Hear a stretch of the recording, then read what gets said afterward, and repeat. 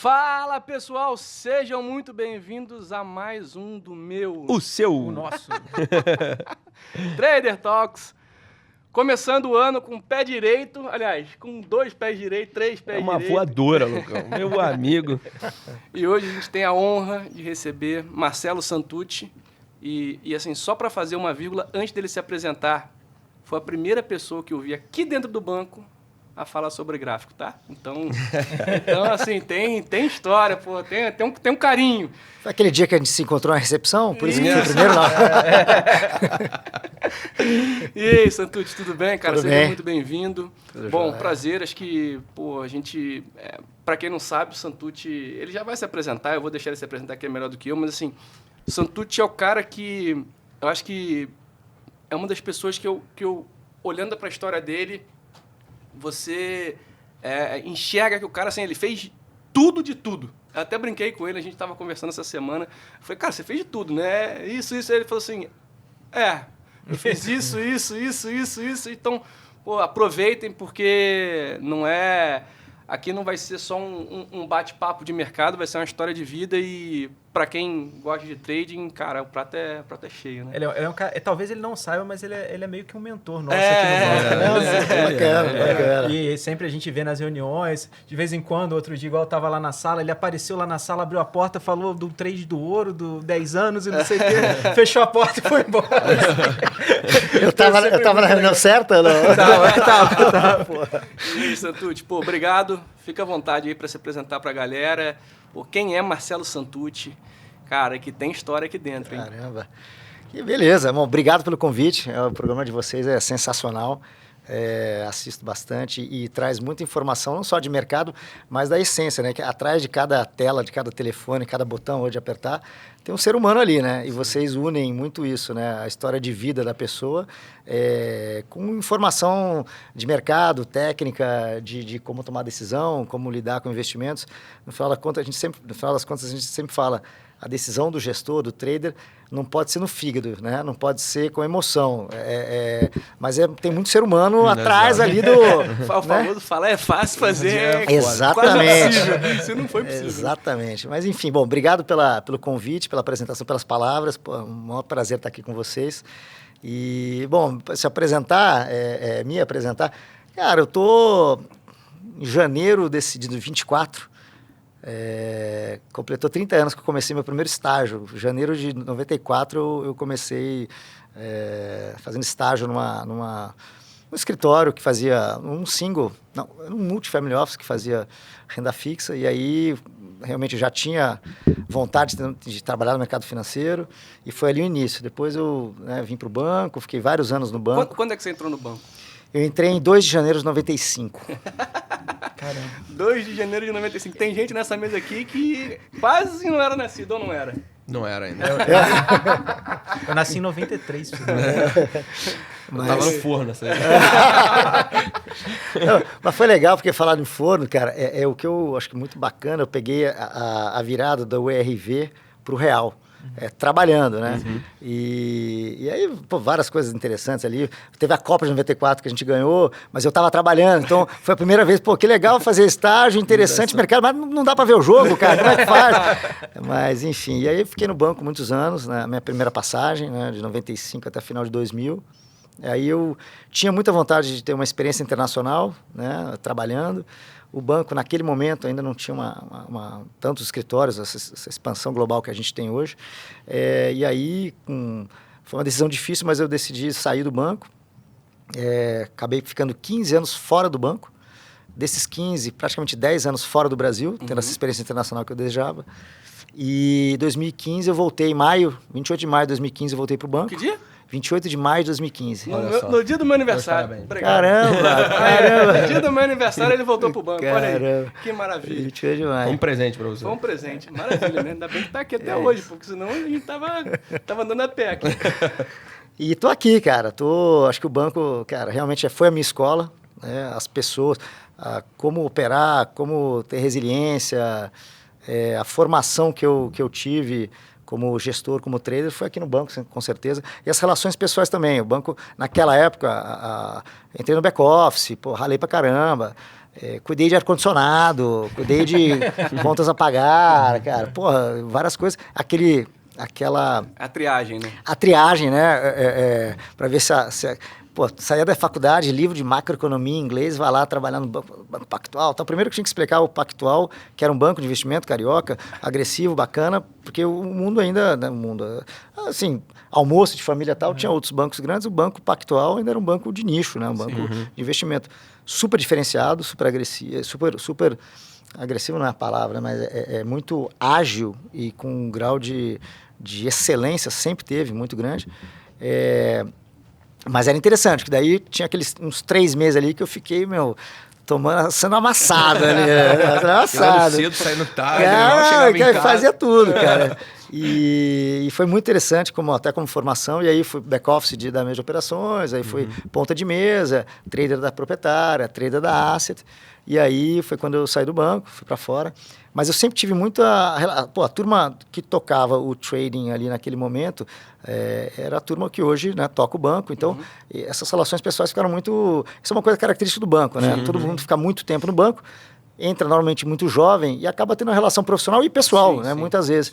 Então, fiquei sempre muito próximo, discutindo, não só pessoalmente, mas a turma da mesa, da proprietária, sempre quando eu estava fora do Brasil, em outros casos, a gente vai falar um pouco aqui, mas quando eu tomava risco, quando tinha alguma coisa acontecendo lá fora, a gente sempre trocou informação como troca de informação, troca de chumbo em termos de conhecimento, que você está vendo, por que está fazendo isso, aquilo, está achando. Então, sempre foi muito... E quando eu voltei foi muito bacana. O banco já estava muito maior, acho que mais de 2.000 pessoas. Quando eu saí, tinha uns 350. Caramba. Quando eu cheguei no 2 de janeiro de 95, tinham 29 pessoas no escritório de São Paulo. Você já começou? Eu comecei em São Paulo. Você não teve experiência do humorístico lá, né? Antes era Centro e depois... A Avenida Chile. A Avenida Chile, eu peguei a Avenida Chile. Pegou? Peguei a Avenida Chile. Eu ia de vez em quando, né? Mas... E aí, o bacana é que eu vi, quando eu voltei em 2015, o banco muito grande, para pro padrão que tinha, só que a cultura ainda enraizada, impressionante. E hoje ainda, né? O banco, com mais de 6, 7 mil, 8 mil pessoas, você consegue ter a cultura ainda sendo transmitida. Um grande desafio, mas eu acho que o que a gente faz em termos de conseguir transmitir a cultura é impressionante. Impressionante. Cara, e lá fora, o Santucci, você foi como trader ainda, né? Foi. Lá fora como tradando em países emergentes ou global, era o quê, assim? Quando eu saí do banco, eu era trader de juros. Conta a história que você me contou.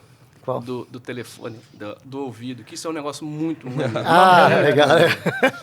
Cara, escutem essa história, entendam o que era o mercado, o que na verdade é o mercado e como que a gente, no dia a dia ali tem que estar atento.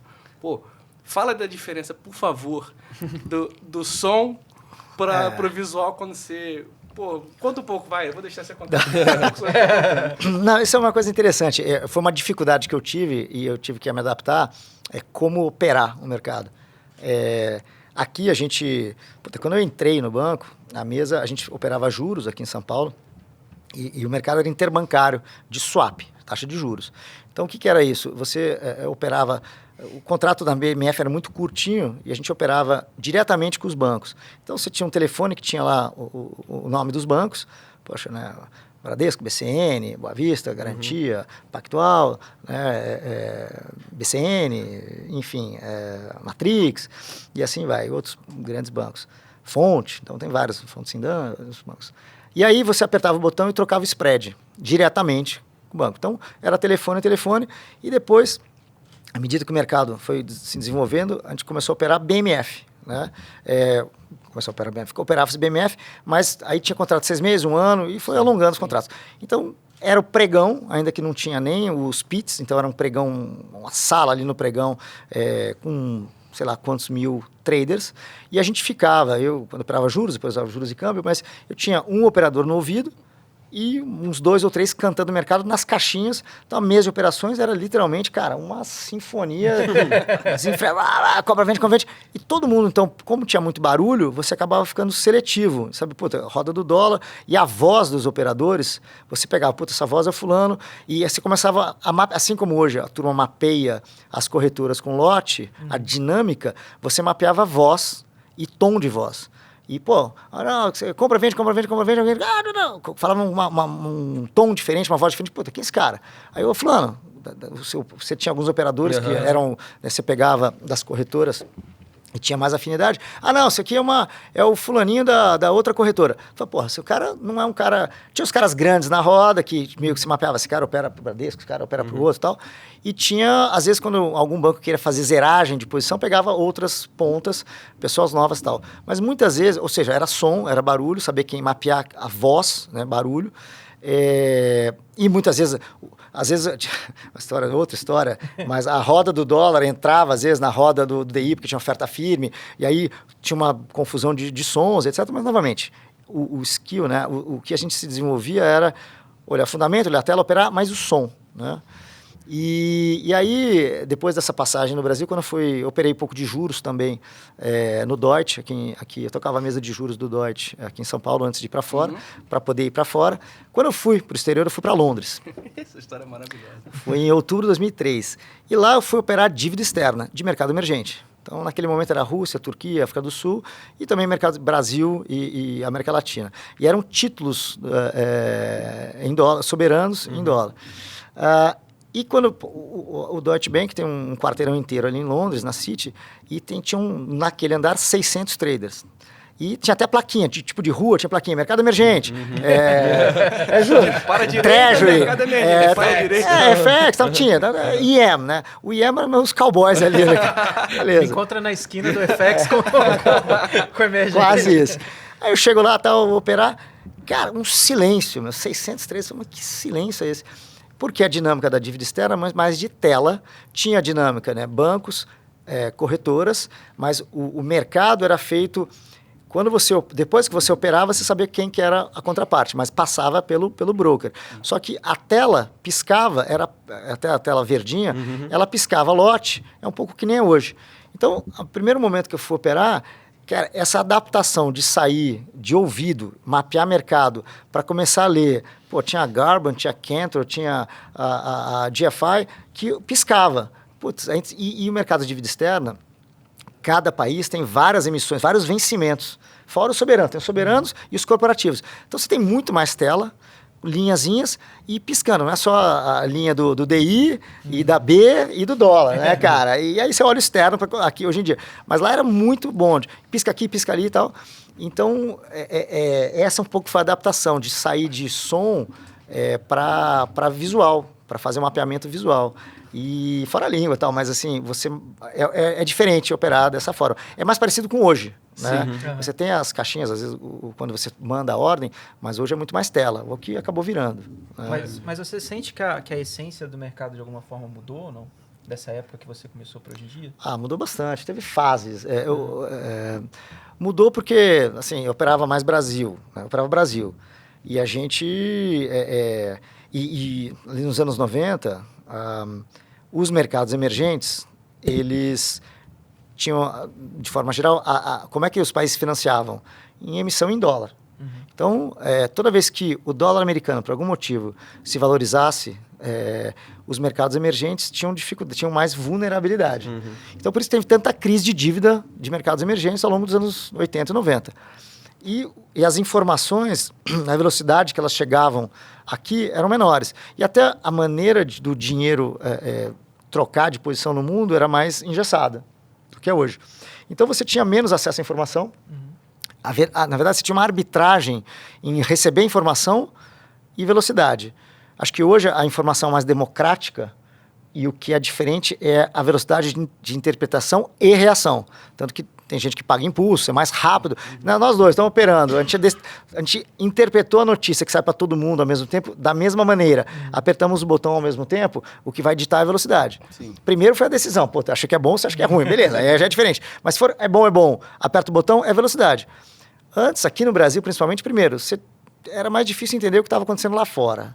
Né? E segundo, tinha muita intervenção. Né? Intervenção de tudo, de taxa de juros, de câmbio, etc. Quanto mais intervenção, mais difícil ler. Então, você tinha uma dinâmica de essa informação não era tão democrática e chegava para todo mundo ao mesmo tempo. Entendeu? O Santucci, a gente entrevistou aqui o Alfredo, e o Alfredo falou que ele tinha um motoboy que ele mandava ficar lá no aeroporto, porque eles mandavam... O jornal chegava aqui, ele tinha... Para ser o primeiro a ter informação, que é o pulso, né? Né? Hoje é você receber a informação antes, né? Piscar antes o headline ali, né? Cara, e é engraçado porque ele fala assim, cara, o mercado antes era muito mais fácil do que é hoje. Porque tinha muita arbitragem. Então, quem tinha informação operava muito mais rápido do que quem não tinha. Obviamente, hoje a gente tem robô, a gente que na época não tinha, né? Ou se tinha, era quase ninguém. Essa dinâmica é diferente. Não tinha robô, praticamente não tinha robô. Então, pô, isso mudou bastante. Essa questão da notícia que você falou, que é muito rápida, né? Que hoje em dia, pô, o cara que... A mesma notícia sai aqui e sai no Japão. Para todo mundo, pum, né? Virou commodity, né? Ter a informação, a questão é interpretar. E leitura de fluxo. Mas você falou... Eu lembrei uma história... Temos tempo, né? Temos tempo. O que a gente mais gosta é ouvir história. Tá bom. Eu lembrei agora. E a galera também. A galera adora história. Eu era ponta de mesa, né? Então, tinha saído do back-office ali, estava na ponta de mesa. Ponta de mesa é o cara que pega as boletas, né? Esse interbancário, a gente escrevia, não é que a gente registrava. Era natural, o custo de registro na BMF, no CETIP, era caro. Então, tudo que a gente operava interbancário, você não registrava no mesmo dia. Tinha um acordo de cavalheiros entre as instituições financeiras, operava, fazia a boleta, jogava para o ponta de mesa, o ponta de mesa, pô, estamos vendidos X milhões, comprado tanto, aplicado, né, estamos tomado. E aí, contra as contrapartes, porque não era contra a BMF. Você tinha, eu estou tomado do garantia aplicado contra o HSBC, né, o CCF na época, tem vários nomes ali né, diferentes. Mas, e aí, no final da semana, então, aquelas boletas, aquele bloco de boletas, ficava guardado na gaveta. Né? E você tinha gravação, obviamente, gravação de todos os trades. Até o Groff, que é outro cara que está aqui no banco até hoje, ele gravava todas as ligações. E aí eu fechei uma boleta com você no telefone, no final do dia, ou durante o dia, não, 200 milhões vendidos. Não, peraí, era para estar com 220, tá faltando uma boleta. Qual boleta? Vai procurar tal. Puta, eu acho que é contra o fulano, eu tenho certeza que eu operei. Você liga com o banco, eu estou vendido tanto com você? Não, não está. Pô, não tô vendo essa boleta. Pô, não, acho que tá hora, 11h42, 11h40, quando eu vendi, a gente tava vendendo, foi por aí. Aí, pô, vai escutar a gravação, vamos escutar a gravação. O VAR. Vai na salinha, é o VAR. É isso. Para. E o mercado rolando, né? Quase não chacoalhando. Então, na dúvida, puta, eu não quero ficar vendido. Eu acho que eu devia estar vendido, não tô, pô, vende de novo. Ou eu não quero estar vendido. Tô vendido, puta, toma na dúvida. E vai lá no VAR, né? Que era a salinha do Groff, um monte de luz piscando. E você não gravava uma linha de cada vez. Tem vários traders. Eram várias vozes, novamente, ouvido. Você era treinado no meio daquela gritaria de escutar, não, tanto com tanto, só que todas as mesas abertas, que tá gravando. Tanto com tanto. Aí o cara, não, alô, oi, tudo bem, tal. Como é que tá o swap? 25,30 com 50, levou, 20, tá bom. Opa, achei. Que horas? 11h44, tá, grava. Então gravou, pegou. Aí voltava pra mesa, ô fulano, escutei aqui, 11h44 eu vendi. O cara, tá bom, beleza. Então, morreu o assunto, fez boleto. Ou, puta, cara, eu não lembro. Tudo bem, vou te mandar a fita. Então eu pegava a fita, cassete, né? Ou aquela fita, sei lá, de gravação, levava, não, beleza, escutei, tá bom, foi mal, tá bom. E beleza, era um acordo de cavalheiros. Por isso que no trader, tá fechado, é fechado. Sim. Por quê? Porque era a confiança. Pô, tá fechado, cara, na boa, de boa fé, não lembro dessa. Pô, vamos escutar a gravação, justo também, tá? Mas estou falando isso porque da ponta de mesa, tô falando que tinha que ter tempo. Fica à vontade. Entre outras coisas, obviamente, queria fazer mais coisas, controlar direitinho, fazer adendo. Aí essas boletas ficavam até sexta-feira. A sexta à tarde, você não tinha mais mercado. É a hora do registro. Só que qual que é a beleza do registro? Porque você segurava. Porque você tinha um monte de tomado, um monte de aplicado, você ia netando. Como que você ia netando? Você ligava pro garantia, você falou, olha, eu tenho aqui tomado aqui com fulano, vendido com ciclano. Você ia netando para ter o menor número de boletas possível. E às vezes ficava assim, tô tomado, a taxa negativa. Porque você fez net, pô, apliquei, tomei, ganhei dinheiro, a taxa, o saldo menorzinho ficou taxa negativa. Ou tô tomado negativo, ou tô aplicado mega positivo. Então tinha isso. Mas esse trabalho da tarde era dos pontas de mesa. E às vezes você fechou tudo, netou, pô, vou registrar. Puta, 5h49, liga um banco, era normal assim, liga. Cara, Santucci ferrou, cara. O que aconteceu? eu achei que eu tinha uma boleta aqui, eu te passei uma média errada. Então você começa a desfazer aquela trilha que você tinha de netagem. Aí, puta, não, eu zerei com você, puta, eu tenho que ligar para outro cara, porque eu falei que eu tinha tanto, eu zerei aqui. Então você desenrolava o fio até... A fita, cara, e ficava uma coisa... Mas dava certo. E registrava apenas a média para baratear custo. Sim, e essa época tinha um negócio engraçado. De vez em quando eu converso com o Rodrigo Campos. E ele contava que nessa época, por exemplo, se você queria pedir spread, você não podia só pedir o spread. Tinha que devolver. Deselegante, você tinha que pedir e dar o spread, né? Você não podia... Spread, o cara abre, você tem que, no mínimo, ou operar ou estreitar. Tipo, não existe... Era até falta de educação, né? Não, era assim... era assim, ó... Não dá. Assim, não é nem falta de educação. Assim, abre spread. Cara, e aí? Não, igual o cacete. Não. Estreita alguma ponta, você vai estreitando outro, ou você fala, bom, morreu, matou, mas tem uma estreitada. Uma hora, beleza, morreu. Mas normalmente tem trade, você vai estreitando. Por isso essa brincadeira de trader faz spread no cabelo, tal. Você vai fazendo o preço das coisas e tem que o spread, né? A galera que não conhece, tem muita aposta no mercado. Por fora, assim, cabelo, vai ganhar não sei o quê, futebol. Aqui no banco você não pode falar alguma coisa. Não, porque isso aí eu fazia isso aí. Por quanto? Então dá o preço aí. Qual o preço? É esse? Vou dar fechado, quando aparecem uns memes aí, né? Pulando na água. Não, o pessoal pô, do Heitor, coitado do Heitor. Tem o nosso amigo Heitor aqui, uma vez ele falou que ele comeria, eram 8 ou 9 Big Mac de uma vez só, caberia.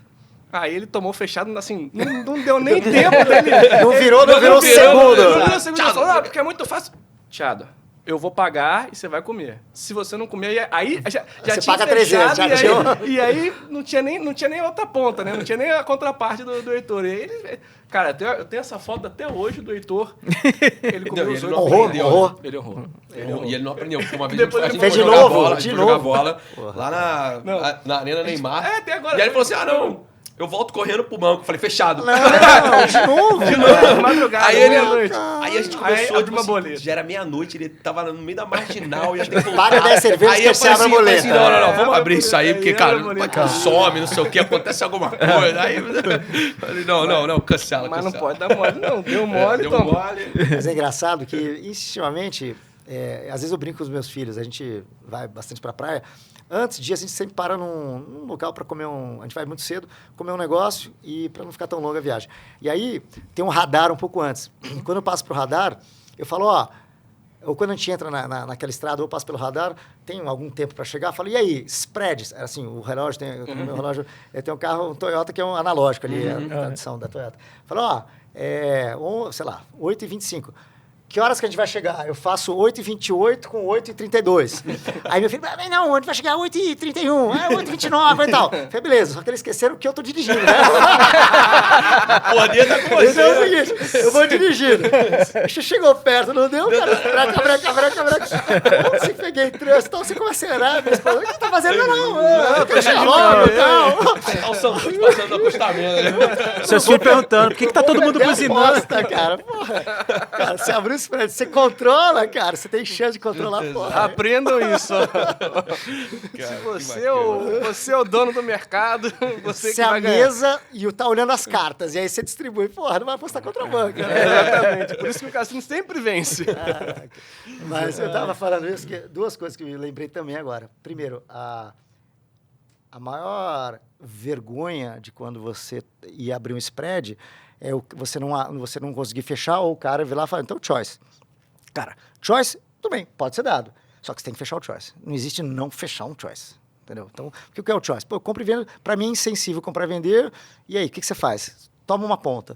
Então, o cara tinha que tomar a ponta, alguma ponta. Então, isso era a questão. O que era... Não era nem dizer do cara, assim, vai passar vergonha se você não fechar a ponta, né? Isso não dá. Você vai perdendo credibilidade, né?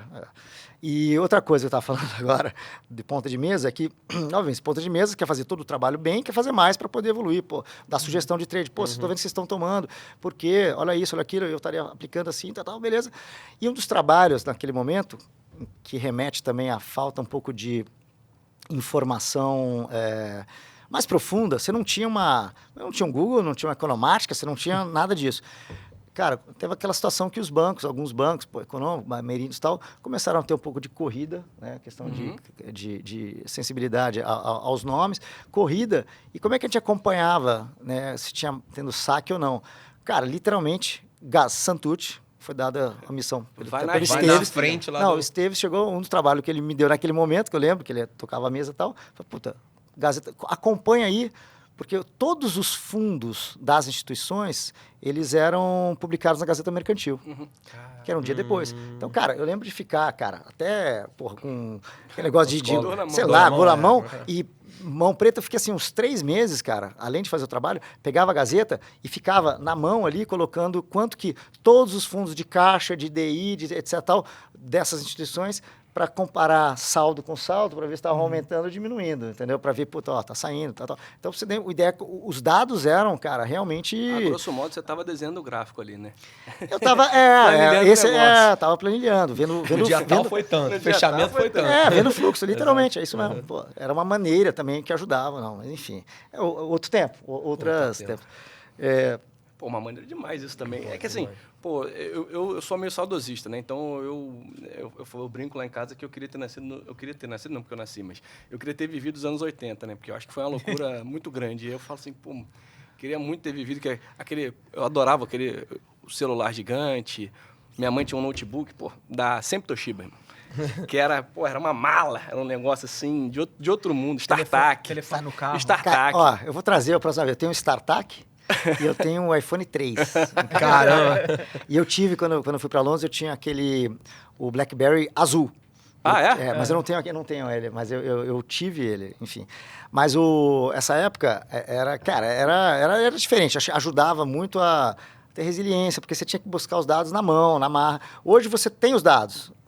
A diferencial, de fato, é você interpretá-los com mais velocidade que os outros. Ou você desenha um cenário, e você pode até estar certo, mas é um pouco também que a gente falou.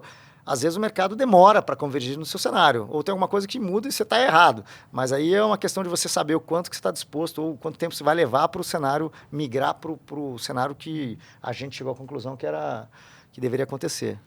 E Santucci? Pode falar. Não, é só para a gente voltar. Falta, pergunta não falta aqui. A gente tem tempo, espero que também. É que, na real, depois, ao longo do tempo, você foi para FX, né? Você foi cuidar de moedas e tudo mais. Se você puder contar um pouco para a galera como é que foi essa experiência de sair dessa questão de títulos, swaps, dívidas soberanas, indo para... Mais um, né? Juros, enfim. Na verdade, assim, eu comecei fazendo juros aqui, swap, né? Juros. Tudo bem que os mercados são interligados, né? Mas... Sim. Mas tinha as poucas cadeiras, trade de juros, trade de câmbio, então, eram interligados, mas tinha muito... As mesas tinham, até hoje tem. Eu, depois da mesa de trading, na verdade, naquele momento, o Chinese Wall era muito baixinho, era natural, não era que nem hoje. Então, tinha mesa de operações e a parte de fundos. Do outro. Eu migrei para fundos, para asset do banco. Então, lá na asset, eu operava também juros, mas operava câmbio também, e a gente fazia um pouquinho de dívida, mas era mais câmbio e juros. Então, o cupom cambial era DDI, não era o cupom agora. Então, eu comecei a operar ali câmbio também, né? Eu fiquei responsável por câmbio, pela mesa de câmbio do Deutsche depois. Mas ali eu já tinha experiência com câmbio, operando câmbio e juros nos fundos. Quando eu fui para fora, eu usei muito moeda como... Pode falar daqui a pouco, mas o meu mercado primeiro era dívida externa, que era bonds e CDS, mas como os riscos que eu tomava, meu book tomava naquela época, eram muito maiores que a liquidez que tinha de mercado, essa dinâmica também a gente pode falar, eu tinha que usar outros ativos para balancear o risco que eu tinha que carregar, ou que eu queria carregar. Então, eu usava muito essa questão do dólar, né? Se o dólar vai ficar forte ou fraco, é o dólar forte, mas quem que é o hedge do dólar? Comprar o dólar é uma coisa, mas além do dólar, é o ien, o dólar-ien, o ien era um hedge para um cenário de aversão a risco. A taxa de juros, a gente decompunha o risco do mercado. Por exemplo... Minério de ferro hoje, digamos, você está exposto a minério de ferro, mas você faria alguma posição? O franco suíço, era mais difícil operar. Assim, você tem que ter, naquele momento, hoje também, mas qual é o ativo que pode servir como um hedge de parte do risco que a gente tem embutido ali nas posições, ele seja acessível e líquido. Entendi. Ele tem a função de você entrar, segurar um pouco e sair. Então, o franco suíço é um pouco, talvez... era mais fácil operar o euro tinha um componente, o ien, o treasury americano. Quando eu estava operando dívida, depois mais na Goldman, durante um pouco de 2007, 2008, a mesa da Goldman de grau de investimento e de high yield, US Investment Grade, perceberam o seguinte, o mundo está indo com uma cara ruim, a aversão a risco está crescendo, os mercados emergentes vão apanhar. Então, eles começavam a comprar proteção da mesa de EM, que eu tocava o livro de CDX-EM, ou de títulos também, como proteção. Então, eu dava preço aqui e, como eu não tinha toda a liquidez que esses caras operam com um tamanho gigante, eu ficava vendido em proteção numa cesta eram 14 nomes de CDS, o CDX-EM é um índice de CDS, eram 14 nomes. Brasil, Rússia, México, eram os grandes nomes. África do Sul, Colômbia, etc. Argentina, Venezuela. Então, eu ficava vendido nessas proteções, só que eu não queria ficar vendido, porque eu estava dando preço aqui e falava, eu quero também ficar comprado. E eu não conseguia vender e comprar com o spread. Eu dava liquidez aqui, pela tela, que não era, né? E aí eu comprava eu comprava CDS de México, de Brasil, de Argentina, eu ia fazendo sinteticamente o índice contra, tipo cash and carry, né? Índice contra os CDS individuais. Mas muitas vezes, a velocidade, eu estou puxando o índice aqui mais rápido que eu estou conseguindo comprar. Eu continuo exposto. Então eu chegava, aí eu chegava para a mesa de câmbio e falava, dólar real, 50 milhões, tomei. Peso mexicano, tomei 50 milhões. Então eu ia ver, deixa o Treasury. Esse que é o problema do Treasury. Uma versão a risco, o Treasury fecha. Sim. Mas, eventualmente, você pode ter uma situação, se a inflação está subindo, o Treasury abre. Então, o Treasury é meio mais traiçoeiro. O ien, evidente. Ou eu acabei o dia, né, ou está acabando o dia. Eu estou ainda mais vendido, estou a 300 milhões vendido de CDS, né, desses países. Eu consegui comprar 200. Né, vendi 500, comprei 200, 300, estou com 200 de exposição. Não tenho mais neste mercado de CDS, ou vou vender na época era Cibone, Brasil 40, Brasil 37. Então, eu vendia título, comprava CDS, porque eu tinha vendido o CDX-EM. Por isso que... E as convenções, né? Porque o CDX-EM, o índice é preço, o CDS é taxa e o papel era preço, o bond era preço. E aí, eu falo, eu preciso de hoje para amanhã. Amanhã eu vou conseguir com calma, eventualmente, né? E sair desse risco. E aí, eu, vou para moeda. Então, eu tomava dólar aqui ali... Você usava outro instrumento para diminuir o seu... Para te meio que redear o negócio. Exatamente. Eu acho que assim... O interessante é o seguinte. Aqui no banco, eu aprendi muito, obviamente, a operar juros, câmbio, os mercados como um todo, Brasil. Aí, quando eu fui para fora, eu passei a entender um pouco essa correlação entre os ativos de forma global, né, que o dólar tem uma importância, depois a moeda, sempre quando eu olho a moeda, eu sempre olho o primeiro, o dólar está acontecendo o quê? E esse país? Eu sempre na minha cabeça eu divido, né, o que é idiosincrático, o que é macro, né? Mas essa noção de portfólio, eu acho que eu desenvolvi nesses quase 10 anos que eu fiquei fora do Brasil. Porque eu operava vários ativos e eu tinha que achar uma correlação que eu pudesse me dar capacidade de dar preços, operar posições e dar preços maiores que a própria tela tinha. Era um pouco jogo de liquidez. Aqui no Brasil, obviamente que às vezes você tem uns pockets de liquidez, né? Parte longa, às vezes mais difícil, todo mundo está para um lado, o mercado sobe, desce, mas você consegue operar volumes grandes. Lá fora você consegue operar volumes grandes no Treasury, em bolsa, S&P, mas a dívida externa ou bonds, ou principalmente CDS, não tinha muita liquidez. Era 5 milhões para cada lado, 10 milhões, mas, cara, às vezes chegava... Eu estava numa mesa de market making, mas é um market making que não era o que é só pegar o preço e sair, porque você não tinha. E eu estava, naquele caso, na mesa da Goldman, que era meio que era um prop, era um market maker. Antes de 2008, o market maker de um JP Morgan, de um Deutsche, de uma Goldman, é o seguinte, o cliente institucional, fundo de pensão, o hedge fund, a Moore Capital, a Blue Crest, a Ontario Teachers, querem ter uma exposição, Oaktree, pega esses caras, eles iam aonde? Eles compram direto bonds, vai comprar 5, 10 milhões, acabou. Eles vão num banco e falam, me oferece aí, cara, block trade, me oferece aí 300 milhões, 500 milhões. E primeiro, a pessoa dá preço e depois vê como é que ele vai se zerar. E aconteceu, cara, eu fiz bid offer do CDS Brasil para 500 milhões. Assim, 5 minutos, não, 3 minutos. Tinha um hedge fund, um trader super famoso, o Greg Coffey, ele era do GLD. Hoje ele tem uma asset própria. Ele veste, assim, 30 segundos antes de um payroll ou de um CPI, ele entrava na caixinha, ele entrava com o sales, falava segundos. assim, X milhões de treasury, bid offer, e pedia bid offer. E eu achava bom, porque às vezes, dá offer, dá bid, bid offer me dá a capacidade de dizer, dá o skill, eu quero para cá, eu quero para lá. Que tipo de risco, é o negócio do choice. Que tipo de risco eu quero tomar? Porra, 1 minuto antes do payroll, bid offer 500 milhões Brasil CDS. Porra, beleza, como é que eu tô? Eu tô neutro, eu tô com alguma posição, tô vendido no CDS. Porra, se eu já tô vendido 500 milhões, eu não vou ter liquidez na tela de jeito nenhum, vou demorar 2 dias para zerar. Que posição que eu gostaria de ter se eu tivesse muito convicto? Puta, 200 milhões, 250 milhões, eu vou abrir lote para 500. O que eu faço? A tela tava, vou chutar um número aqui, talvez estava abaixo de 100 naquele momento já. 70 com 72, era bid offer de 2 Bs, para 5 milhões.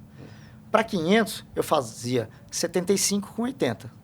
O cara, porra, mas o seu bid está acima do o seu offer, não, assim, aí via assim, passou. Beleza, protegi o offer. Aí o cara, aí vinha, de repente, os sales. O seu offer estava muito fora do mercado. Eu falei, claro, 80 é maior que 72. Só que 500 milhões é muito maior que 5. Eu falei, só que o meu bid está bem acima do bid do mercado. Então, eu mostrei o seguinte, quer me bater? Tá aqui o bid, mas não vem me pegar na oferta. Nesse caso, finalmente, ele me bateu. Eu falei, bom, beleza, como eu já estava vendido um pedaço, eu diminuí os 500 e tal, mas eu falei, cara, nesses níveis, tá olhando, eu vou passar um calor, mas, cara, isso aqui não é tão ruim. Eu fiz o skill, né? Eu desviei para cima, mas, cara, claro que o tamanho me incomodava, mas a direção não. Então, beleza. Então, tá. Então, eu posso comprar bond, eu posso... Porque comprado em proteção, se a percepção de risco cai, eu perco dinheiro, né? A turma, só para ficar claro. Então, naquele momento, eu preciso comprar coisas que tenham uma correlação com... Se o mercado melhorar, eu também melhoro, porque eu vou apanhar aqui. E o que se o mercado melhora, o que melhora mais que o Brasil? E se piorar... o que piora, de repente, mais ou menos, depende de quanto você quer estar. Então, eu comprava, aí podia comprar título, aí vende dólar real, bate peso mexicano, aí você ia vendo o que fazia. Mas acho que essa dinâmica, e hoje em dia o mercado diminuiu a liquidez e os market makers, depois de 2008, principalmente depois da Volcker Rule ali, e toda a crise que teve em 2008, os bancos perderam a capacidade de tomar tanto risco, questão do balance sheet, isso é tudo que aconteceu em 2008. Então, a própria Goldman, o próprio Morgan Stanley foram obrigados a virar bancos comerciais. Então, a vida do trader piorou muito. Você pode tomar menos risco, mais regulamentado, para todo mundo ter menos alavancagem, mas aí fica uma coisa que o mercado piorou muito. Mas a liquidez do dólar real, cara, esse mesmo cara pedia, ou outros caras pediam bid offer para 2 bi. Dá bid offer para 2 bi no primeiro futuro. Mas no primeiro futuro, você consegue falar, puta, tá 4,900 com 4,902. Fala, puta, 4,892. Você puxa 8 bips ali. Cara, se o cara te batia, você conseguia ir batendo e acabar. E fazer um médio ali. Você conseguia zerar naquele mercado, muitas vezes naquele mercado, você conseguia zerar e fazendo dinheiro. No mercado CDS, cara, não tinha. E gap, porque outros bancos, o que esses caras faziam? Cotavam vários bancos e tradou away. Tradou away, aí o outro market maker ia lá e batia 5 milhões na tela, o 72 já tirava o bid. Porra, cara, então beleza, só que calma. Às vezes, cara, você falava assim, beleza, era 70 com 72. Bateram para mim 75 um puta lote. Aí o cara que tava bid aqui, 2 milhões, tirava o bid. Aí virava 65. Falei, cara, não vou sair batendo. Não, tá errado. Beleza, calma. Aí levanta, vai até o banheiro, pensa, respira, tal, volta. Beleza, você trade. Eu vou segurar um tempo, tal. Então é uma dinâmica muito diferente. E tela, visual, entender essa dinâmica de hedge fund, de flow, o market maker, era uma mesa na tesouraria da Goldman, mas que cada trader era responsável por alguns mercados. Então, todo mundo que tinha que operar, que queria operar CDS, seja cliente ou bonds, ou seja cliente ou CDXM, cliente ou dentro do banco, tinha que operar com aquela pessoa. Quando eu ia operar câmbio, nesse caso, eu pedia para o cara que estava do meu lado, que operava câmbio, cara, eu preciso vender tanto. Ele fazia e me passava um book interno. É para ter um pouco de controle, não muita gente. Muita gente tinha risco de CDS, risco de câmbio, mas um cara era o cara que era o especialista que está fazendo aquele trade. Sabe um negócio que eu achei muito curioso? Quando você falou do levantar, ir no banheiro, respirar. Cara, isso serve para você que estava do tamanho que você estava e para o cara que está em casa operando a carteirinha dele. Né, ali no day trade, seja no day trade, seja no swing trade, às vezes você toma uma pancada e aí você quer na hora, o que a gente vê muito é, principalmente a pessoa física, o varejo, ele quer recuperar no mesmo ativo o dinheiro que ele perdeu, né? Isso é um negócio que, até mentalmente falando, geralmente não é muito bom. Pode acontecer positivo? Pode, mas assim, geralmente você vai com raiva contra, perdi no dólar, aí agora, não, beleza, agora eu vou recuperar no dólar.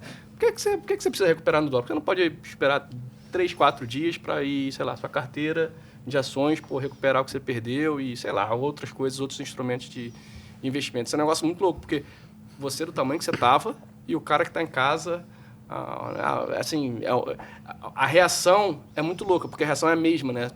Foi um pouco do que você falou.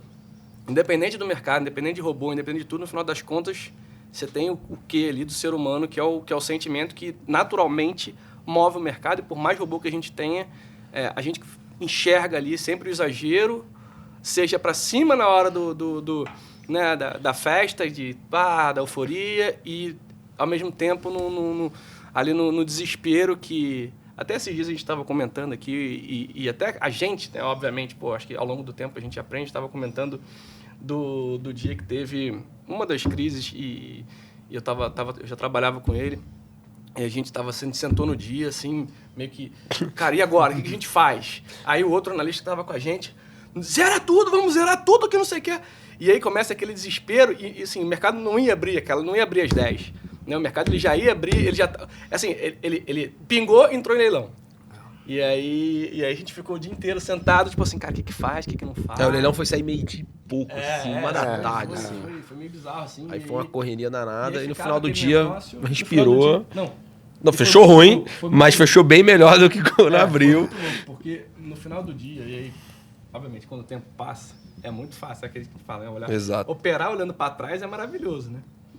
E aí, algumas empresas, assim, teve empresa que no mesmo dia chegou a cair, cara, eu não lembro se foi 50%, se foi 40%, se foi 30%, mas assim, você olhava e falava assim, cara, não faz o mínimo sentido esse negócio ter caído o que caiu.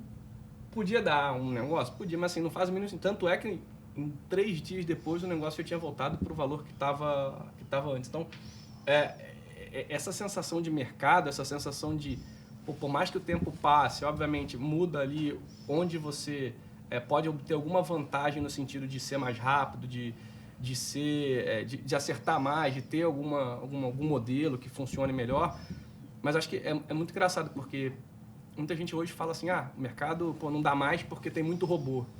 Cara, eu acho maravilhoso, assim, porque dá mais liquidez, principalmente no mercado de ações. Sim.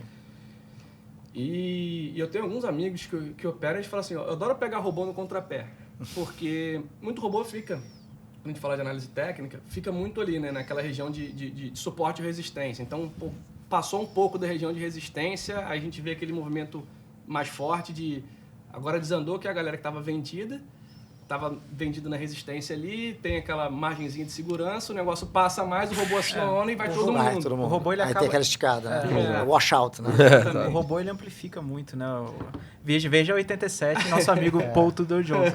Ô, Santucci, você falou uma coisa que eu acho... Desculpa, claro. Só deixa eu contextualizar uma coisa da questão de levantar e com um risco grande.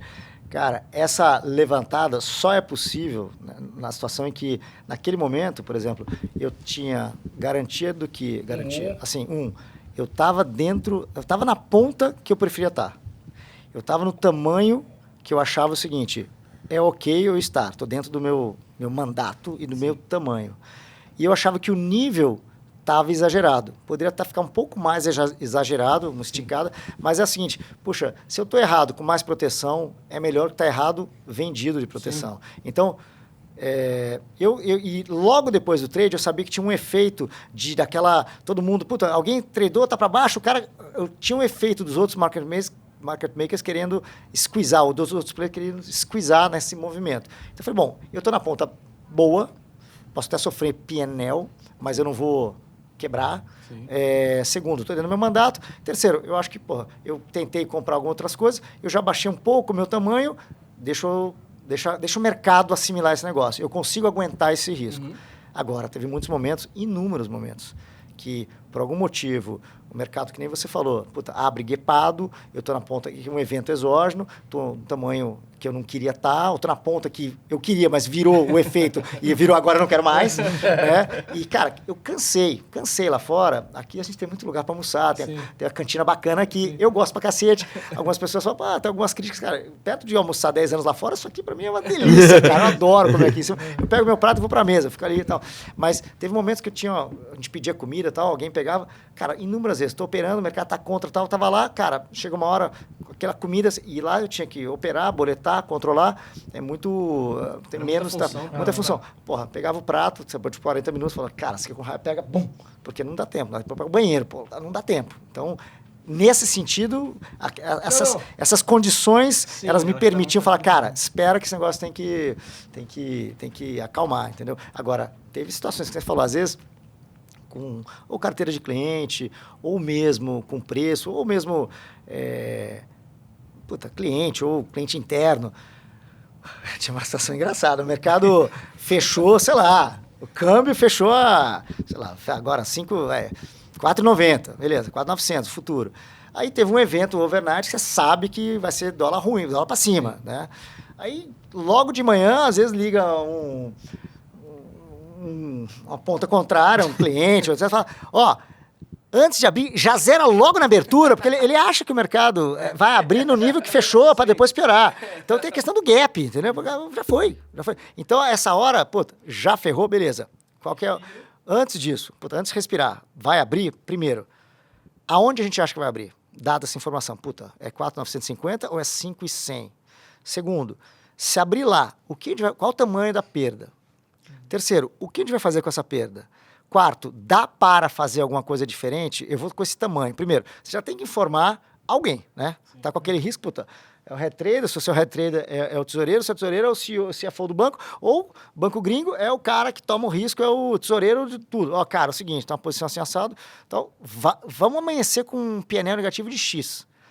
Legal, qual é o seu game plan?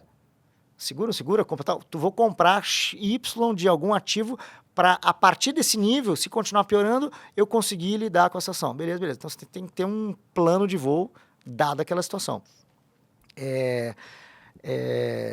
Isso acho que no mínimo, você mostra conhecimento, deu errado. Agora, não pode estar errado do tamanho que, quebrou, né? Exposição máxima. Entendeu? Então, isso precisa ter só cuidado. Desculpa, você ia perguntar uma coisa. Assim, porque é muito interessante o que você falou, porque principalmente a gente lida muito ali com a pessoa física que está acompanhando. É muito legal, até tem muito ex-operador de pregão que fica acompanhando a gente, que hoje o cara opera a carteira própria e tudo. E assim, a pessoa física ela já sente muita dificuldade com esse aspecto mental do mercado, do calor e etc. E você operava em tamanhos muito grandes, assim. Quais eram as suas estratégias para lidar com a sua própria cabeça, né? Nesse sentido?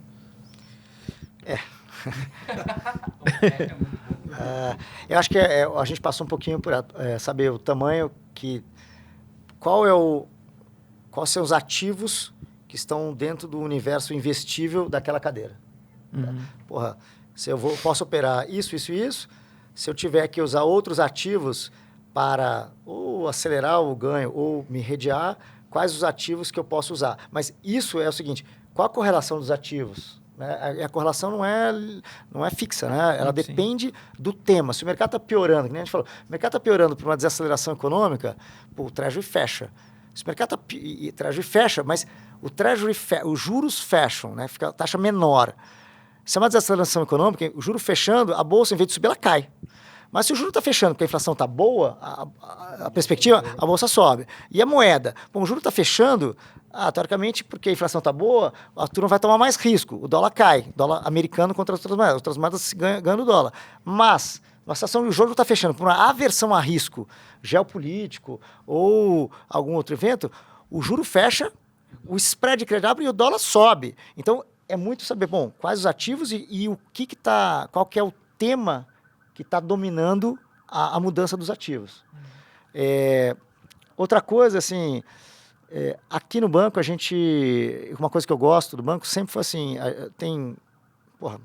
acho que melhores, sinceramente, acho que a nossa mesa aqui, nosso grupo de profissionais, cara, é state of the art globalmente. Assim, acho que não tem outra mesa que toma tanto risco e risco tão bem quanto a nossa. Inclusive, globalmente, você vê hoje, cara, você vai passando o tempo, existia muito respeito por essas grandes casas, mas a regulação foi tirando um pouco essa capacidade dos risk takers. E aqui no banco sempre foi uma coisa, a gente é avaliado individualmente, claro, mas o risco das pessoas, ele é sempre, não é o individual, não é o fulano que ganhou dinheiro, é a mesa, é o grupo. Em alguns bancos era muito individual, era book individual. Por que eu acho superior a essa situação nossa? Porque eu acho que, por exemplo, stop, você faz uma estratégia, numa mesa de operações, ou na asset, ou num fundo. O cenário base é esse, esses ativos... cenário, probabilidade de cenário. Tem chance de acontecer isso daqui, então os ativos que vão melhorar ou piorar são esses. Se a gente tiver errado, tem a cauda. E qual a probabilidade da cauda e qual o impacto. Normalmente, a cauda tem probabilidade baixa, mas o impacto é muito grande nos mercados. Né? E você vai para o cenário base. Cenário base que você fez. Os stops, se tiver... Né, o stop é importante ter stop, ou no mínimo uma política, tipo, se o mercado for contra, o que eu faço, em que nível e como é que eu vou executar isso. Para a pessoa física que está operando ali em casa, está operando mais curto prazo, se for o caso, ou gráfico, eu acho que uma coisa que é importante, que eu acho, é delegar o stop. Porque você tira a situação seguinte, rompeu a resistência, aquela margem, não, ele rompe, dá aquele esticadinho e volta, e fica brigando, não, rompeu, mas agora não, rompeu, só trocou de mão, agora vai voltar para dando tendência e tal. E aí dá aquele e vai embora. Cara, é a hora que o primeiro stop é sempre o mais barato. Sempre o mais barato. Segundo, tem aquela questão, no passado tinha muito, faz tempo que não tem, espero que não tenha. Limite de alta, né? O limite baixa. Não sobe mais, não cai mais, né? Assim, de vez em quando bate limite de alta. Durante a Deval, ficaram assim, semanas, limite de alta. Não faz mais nada. O problema é que você está vendido no limite de alta, e quando acontece isso, né? Libera mais limite ainda para cima. Libera mais, aumenta, ele solta, as margens aumentam e você fica cada vez mais ferrado. Por isso, tem uma palestra até que o Esteves fez, falou o seguinte, você quebra com a alavancagem. Né? A alavancagem é interessante, é um derivativo, tá um puto instrumento. Mas, cara, você precisa saber, em ambiente de desaceleração econômica, de crise, a alavancagem te quebra. Então, assim, um pouco de regra. Eu acho que delegar o stop. E como é que você delega stop? Se você está sozinho em casa ou se tem uma mesa que você é sozinho? Na máquina. Né? As plataformas hoje as plataformas têm. Exato. Isso, né? E tem um negócio que chamava contingency trade, ou seja, se bater tal, você abre a posição e se andar tanto, você zera a posição. Então isso é uma coisa legal. Eu fazia, por exemplo, essas posições que eu tomava e tinha que ir para a noite, é o seguinte, eu tomava aquele risco, eu estou com risco na direção correta, beleza? Mas maior do que eu quero. E eu colocava, se o mercado continuar melhorando, eu já deixava pontos para ir reduzindo minha exposição. Gain stop? Não é. Eu estava readequando a minha posição que eu queria. Ou, no stop, é o seguinte, eu tenho uma posição. Eu colocava o seguinte, eu vou tomar o treasury agora e se bater o nível, eu tomo mais e se subir, eu já zero. Porque muitas vezes, à noite, Japão, quando eu fechava Estados Unidos, abria Japão, depois abria Europa. Então, primeiro, já checava à noite Japão, tinha muita ordem de Japão também, para tradear. E eu deixava alguns preços, limitado em volume, alguns preços na tela para serem operados, mas eu deixava ordem no dólar e ien, porque ele fazia muito movimento overnight e voltava. Se cair, eu compro, subir, eu já vendo. Então, ordem, assim, se bater, compra, e se tiver batido e eu tiver comprado, subiu, você vende, porque não dá. Né? Bateu, não comprei e vendi, ficou vendido, não dá. Mas são essas ferramentas que jogam a favor de você não tomar decisões, cara, com o estômago, entendeu? E isso hoje nas plataformas em casa tem tudo isso que você falou.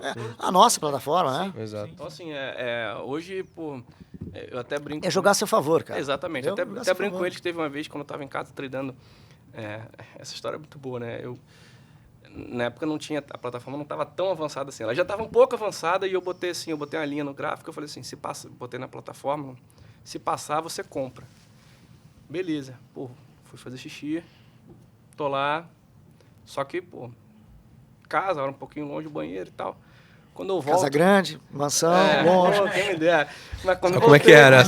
5 minutos para isso, Paraná de cozinha, geladeira, pega o suco. Opa, aí! Quando eu voltei, eu já operava um pouco alavancado, a minha posição, ela estava no talo com eu deixava o HB aberto também, para caso a plataforma desse algum problema, eu pudesse zerar no HB. O HB ficava piscando, me avisando que eu estava no meu limite, que a corretora deixava eu operar e que eu não podia abrir novas posições. Cara, eu entrei num desespero, porque quando eu olhei, eu falei, cara, eu tô tipo assim, sei lá, 4 vezes, 5 vezes o que eu já estava alavancado. Aí na hora, graças a Deus, não aconteceu nada, porque o que aconteceu? O negócio ele ficou passando e voltando, literalmente assim. Tava subindo, eu botei um ponto, falei, se passar dessa região, quero comprar. Comprou, só que ele passou e ele voltou. Passou, voltou. Passou, voltou. E minha posição estava 4 vezes maior. Hoje você tem a ordem oco, que você executa uma vez só e aí já automaticamente ele abre o stop para saída ou para, né, de alta, ou de gain, ou de loss ali. E, hoje é maravilhoso. Né? Tem o stop offset. Eu até brinco de vez em quando com a galera porque acontece na sala, porque tem as plataformas tem o gerenciador, né? E aí a gente até fala, porque a pessoa física às vezes ela tem dificuldade de aceitar alguns stopzinhos pequenininhos em troco de, quando acertar grande, né? E aí até brinco com a galera que tem gente que fala, mas hoje pra mim foi ruim porque foi tanto pra trás. Aí às vezes eu até pergunto, mas não era o tamanho para ir tanto para trás. Não, mas é porque eu desliguei o gerenciador de risco. Eu até brinco. Se você desliga... Deixa eu me enganar. Eu demiti o risco, eu demiti meu risco e hoje eu estou operando sozinho. Eu dei folga no risco. Exatamente. E Santo Divino para os dias de hoje, assim, mas antes da gente chegar, né, atualmente, só um ponto antes de como chegou a análise técnica na sua vida. Legal. Porque eu fiquei sabendo que você é um pouco fã por um cara chamado Ouvir Histórias, que já leu John Murphy, cara, gosta. Eu li John Murphy, 94 aí. Tava na faculdade, eu gostava de gráfico. E o Murphy, puta Bíblia, eu gostava de ler, gostava de entender. Então, eu não só recomendo, como acho que é um puta livro. E eu comecei olhando, né, a dinâmica do nosso dia a dia com análise técnica. Eu achei que eu gostava dessa dinâmica, mas o Murphy foi o meu primeiro livro de análise técnica. Começou ali. Eu olho ainda hoje, eu olho muito mais fundamento, mas eu olho muito gráfico. Uhum. Porque, para entender um pouco isso, inclusive, eu coloco ali exatamente o que a gente conversou antes. Eu gosto de decompor. Primeiro, o que está acontecendo com o dólar americano? Não o resto, o dólar. Né? Para saber, o dólar, ele não opera sozinho. Então, o dólar contra as moedas desenvolvidas, né? Contra o euro, contra o ien, contra o CAD, etc. Tá, o dólar está acontecendo isso. E quanto às IEMs? As IEMs está com uma dinâmica. E aí vou entender o que está acontecendo com o real, do peso mexicano, política monetária, etc. O gráfico, quando você plota, né, o dólar contra essas outras, normalmente você vê uma tendência, a tendência mãe é o do dólar, não é das outras moedas. Aí você vê o relativo, aí vê, qual que é o percentual? Houve uma desvalorização das moedas contra o dólar. Legal. Aí vamos ver a intensidade. O real foi 1%.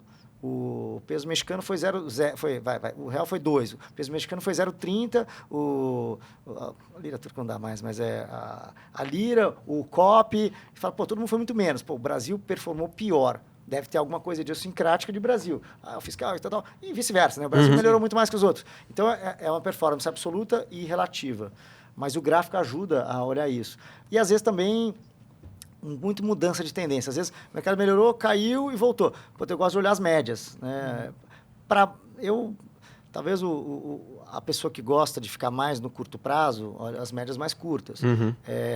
Agora, o gráfico para juros, para DI, é um pouco mais difícil, porque o DI no Brasil é um pouco mais curto do que lá fora. Então, mais curto tem mais suscetibilidade à política monetária e dados de inflação, dados de alta frequência. Enquanto que lá fora, normalmente a gente opera no mínimo 10 anos, 5, 10 ou 30. Então, 10 ou 30 é menos política monetária, mas é mais risco, mais mood global. Né? Então, se operar gráficos de juros no Brasil é um pouco mais difícil. Mas operar moedas, você tem intervenção dos bancos centrais de vez em quando, ou tem o ien, né, que está com a PEG de tal, mas quando tem PEG de moeda, mesmo o Swiss franc, mas eu acho que é bem ilustrativo de tendência para que direção tá e de médias. Gosto da média de 100, 50, 100, 200. O real, se vocês forem olhar, acho que eu já falei com o Lucas lá atrás. 2014, cara, o real quis dar uma afundada, ele brigou numa média de 365 dias úteis, que é a média que o gringo gosta de olhar como tendência macro de longo prazo. Que ela sentou na média, bateu e voltou a subir, foi embora. Então, depende um pouco do objetivo, depende do mercado, tem que respeitar um pouco, olhar o gráfico, mas usar o discernimento de saber a moeda, o vértice, se tem alguma coisa extra sendo lira turca, com troca de Banco Central, tá difícil ver. O rublo, pô, não dá. Então, você precisa saber o que você vai usar. Então... É muito disso que você falou, né? O Murphy é muito nessa pegada de intermarket análise, né? Dessa questão, então, tipo, de acompanhar o dólar, o efeito do dólar nos outros pares de moedas, como isso, né, impacta Brasil, como que o dólar e o DI aqui vão impactar negativamente na bolsa, enfim, esse jogo, né? Mais ou menos nesse encaixe das peças, vamos dizer assim, né? E uma coisa que eu acho que vocês estão fazendo, desenvolvendo, pega o S&P. É um puta de um mercado para você usar a análise técnica. Tem muita gente operando, muita máquina, né? E muito eficiente. E aí você olhar o S&P e olhar setorialmente, né? E aí os ETFs setoriais, você vê as ações e os ETFs setoriais. Às vezes está pegando uma outra ação, essa ação está em qual grupo setorial? X. Tem um ETF desse grupo. Deixa eu ver se o grupo todo. Aí você começa a entender o ETF contra o S&P e as ações contra o grupo dela. Aí você vê quem que são os winners. Quem está tendo força relativa ou não. Exatamente. Né? Quem está puxando, não, as 7 agora do S&P e tal, enfim. Mas eu acho que é uma ferramenta mega potente, mega importante. Sem dúvida. Quero saber o que você faz hoje. Hoje? O que o Santucci faz hoje? Que a gente falou do lado de trás, várias partes de trader, hoje análise técnica. Cara, eu costumo falar, é uma mudança de chapéu, né, de trader da mesa proprietária, trader de asset, e hoje eu tenho uma posição mais de alocador. Né? O que significa isso? Primeiro que eu operava, e a dinâmica de trade é diferente, eu operava o dinheiro do banco, né, do balanço do banco. Então, você tem um patrão e você tem uma dinâmica de... um patrão, é o dono do banco, é o tesoureiro. Você fala, eu tenho uma meta de financeiro de ganhar e tem até um determinado risco. E você, teoricamente, você pode passar grande parte do ano não entregando aquela meta. Chega um mês, 2008 foi um pouco assim. Eu estava mais negativo, etc., tive um ano bem 0 a 0 até setembro, outubro, novembro, até agosto. Mas setembro, outubro, novembro, em 3 meses eu fiz 3 vezes o PNL que era o meu target. Ótimo, né? O mercado abriu, tá ótimo médio, né? Porque foi bom, porque eu ganhei, mas foi em 2008. Então, talvez foi o pior bônus que eu recebi, porque, cara, naquele momento, cara. Mas eu não só mantive meu emprego, como... Você estava em Nova York. Estava em Nova York. A metade estava operando crédito, CDS, etc. Tava na ponta. Tava no meio do furacão. Até aquele momento foi o meu maior PNL que eu tive, né, de como trader, e metade da mesa que eu estava foi mandada embora. Eu fui pegando os books, e depois, obviamente, foi reconhecido, etc. Mas, naquele momento, eu era trader da mesa proprietária. Você pode tomar risco, você olha um mercado e você tem até o final do ano para entregar um target. Quando você está na asset, você tem alguns fundos, você tem a cota do fundo, você tem óleo passivo, né? Você tem os alocadores, você tem os clientes institucionais, você tem que se preocupar com a cota. 3 meses abaixo daquele target, né? Você toma um calor, porque isso, o horizonte de investimento é um pouco mais longo que da proprietária, só que mais curto ali do que você gostaria, que tem que convencer o seu cliente. O chapéu que eu tenho hoje eu estou dentro de Portfolio Solutions aqui do banco. Eu sou co-head da área internacional de investimentos de clientes, ou seja, a gente desenha soluções de investimento para os nossos clientes. A área de Portfolio Solutions. O internacional, então a gente olha qual a estrutura que o cliente vai ter, a família, né? Pessoas físicas, dos canais B2B, B2C, WM e clientes institucionais. Então, tem uma fundação que quer fazer um portfólio de ações lá fora, utilizando ETFs e fundos. A gente que faz. A gente opera ativos direto? Opera. Mas a gente é, hoje, cliente das assets e cliente dos gestores. Então, a gente olha... se o cara tem uma estrutura que vai pagar um imposto de renda muito maior que outra estrutura, eu vou fazer o investimento dessa família para ganhar, entrego X de retorno, mas essa estrutura paga um imposto de renda maior do que outra estrutura, não é uma alocação ótima. Por isso a gente tem um time também de planejamento tributário, em termos de melhores estruturas. Mas o que eu faço hoje, eu opero, eu aloco o dinheiro de famílias, desde a família que tem BI até o cliente que tem um dinheiro menor. Então, tem que fazer produtos que capturem, que sejam capazes de, para o cliente investir nessas carteiras.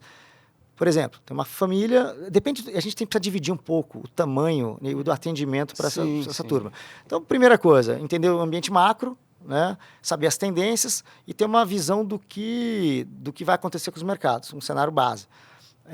Uma vez que você estime retornos para cada classe de ativo, associado a alguma volatilidade, fala o seguinte, olha, chega uma família aqui, olha, vou mandar o dinheiro para fora, legal, tenho dinheiro lá fora e, ok, família, qual que é o objetivo desse dinheiro? É perpetuar seu poder de compra? Tá bom, é inflação? Então, vamos fazer uma carteira para dar inflação mais 3%, 4% em dólar? Vamos. Só que se o cara tem um volume menor, é difícil eu customizar isso. Então, para um ticket maior de família ou de pessoas, a gente customiza muito o portfólio.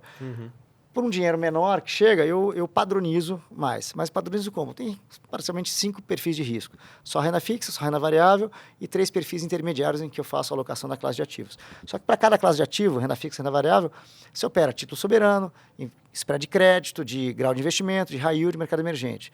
E aí, duration e geográfico. Então, bolsa. Puta, que bolsa? Qual o benchmark? Puta, é o S&P, é o MSCI All Countries? Beleza, vou tentar fazer uma alocação que bata a bolsa.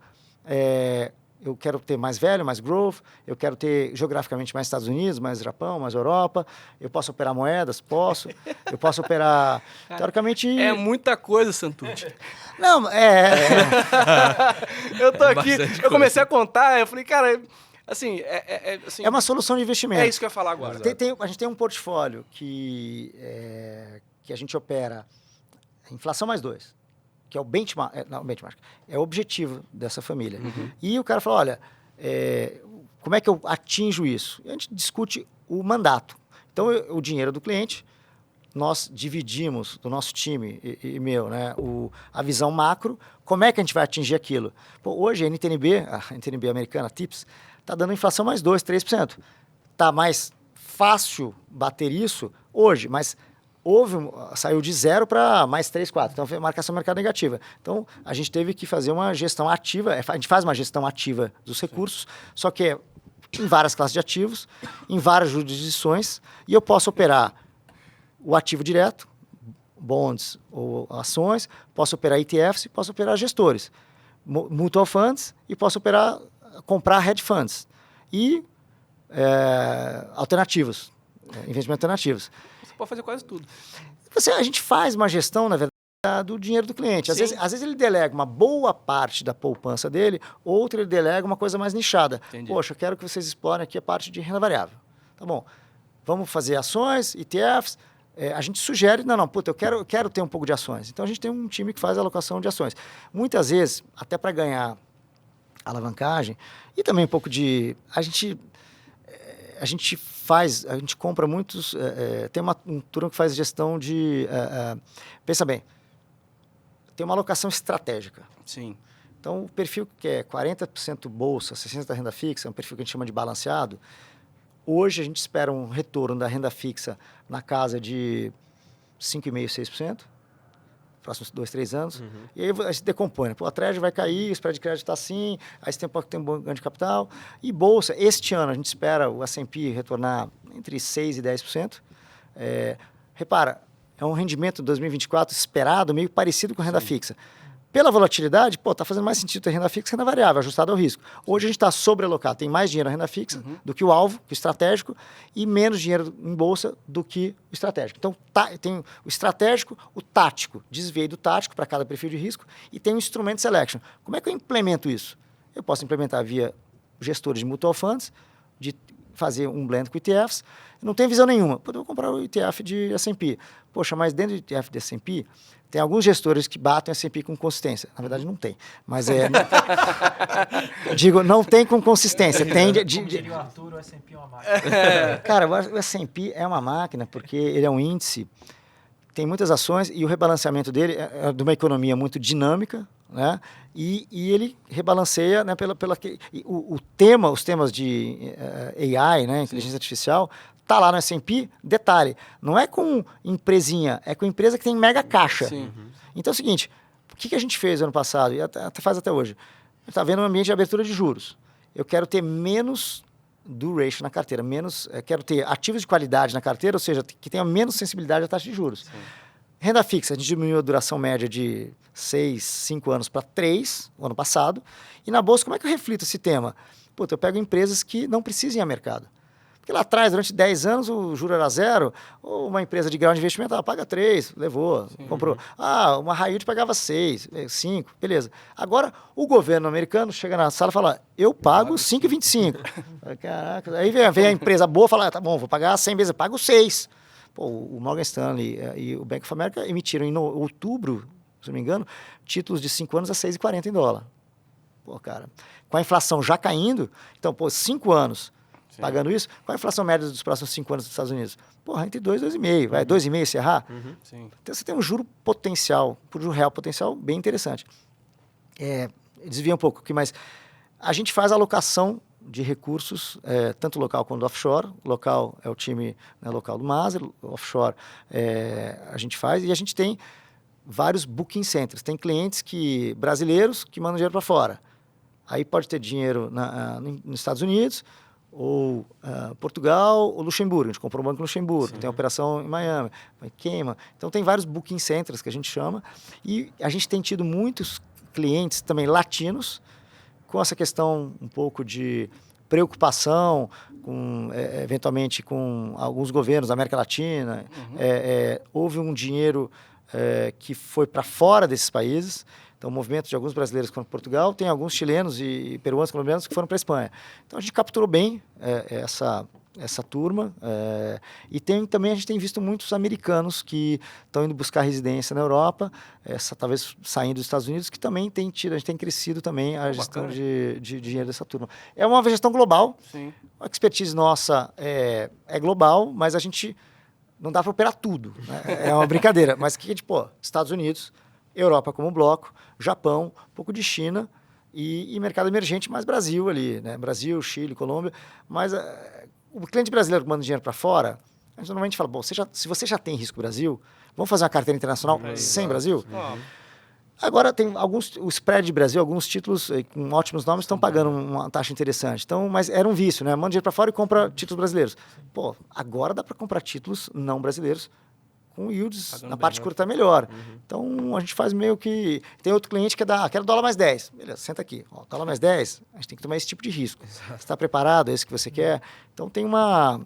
Mas eu acho assim, louvável até, porque, com todo respeito, assim, a tua experiência, ela foi ao longo do tempo te capacitando para você fazer isso no sentido de, você fez 1, você fez 2, você fez 3, você fez 4.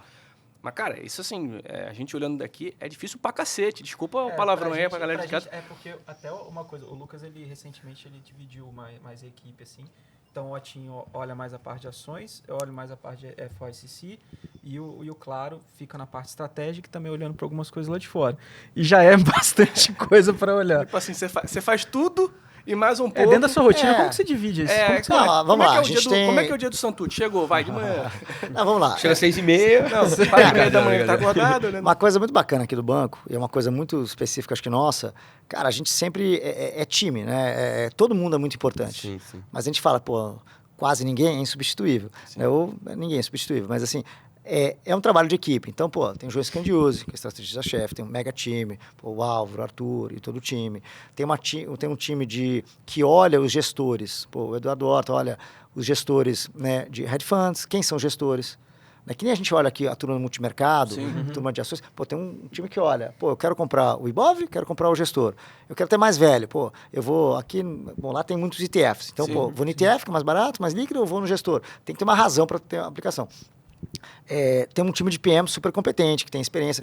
A gente tem também, não são só brasileiros, tem pessoas que tiveram a carreira internacional também, que ajudam. Então, é um time muito sólido, com um track record bacana.